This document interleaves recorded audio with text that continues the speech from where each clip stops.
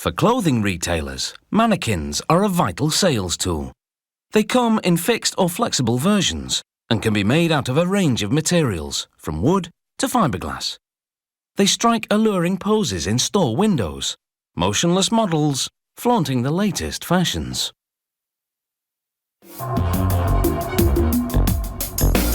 Meet Lady Swing and Mr. X. Not flesh and bone, but polyurethane foam. These fully flexible fashion figures start out as large blocks of soft polyurethane foam. Using a bandsaw, workers divide them into smaller blocks. A worker creates a pressed wood mould using both a grinder and a sander to soften the inside. A layer of putty is applied over rough or damaged areas. This will harden and prevent the foam from clinging. Separate moulds are made for the arms, legs, head and torso. A slab of foam goes on top of the mould. Then a slab of harder foam, called a pattern, is placed on top of that. The foam layers and wood mould now go through what's called a pressure cutting machine. Pressure forces the slabs together while a thin blade slices the excess foam away. Exactly how much pressure the machine applies is a closely guarded trade secret. The foam arms pop right out on the other side.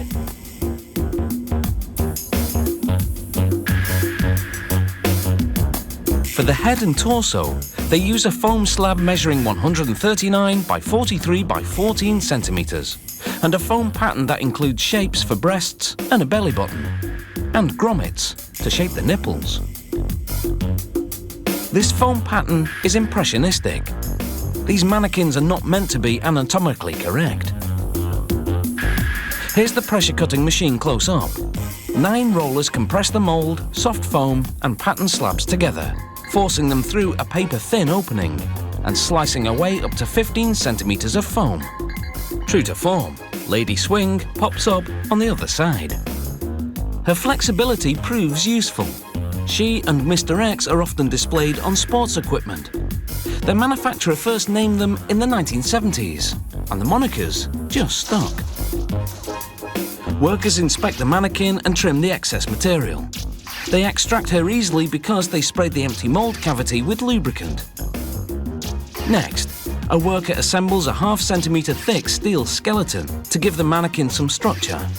Workers will insert the skeleton between the half sections of the foam body. A welder fuses together 16 joints in the ankles, knees, thighs, hips, elbows and shoulders. Another worker sprays slow-drying water-based glue on the skeleton and on the foam body sections that will cover it. This will make them adhere together snugly. The hand skeletons are thin and pliable, like coat hangers, so they'll bend. A worker places the skeleton between the torso halves, positioning the foam so the edges meet evenly.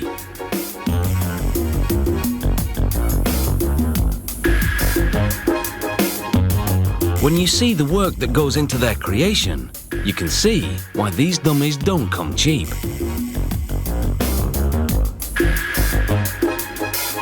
You could say they're handmade.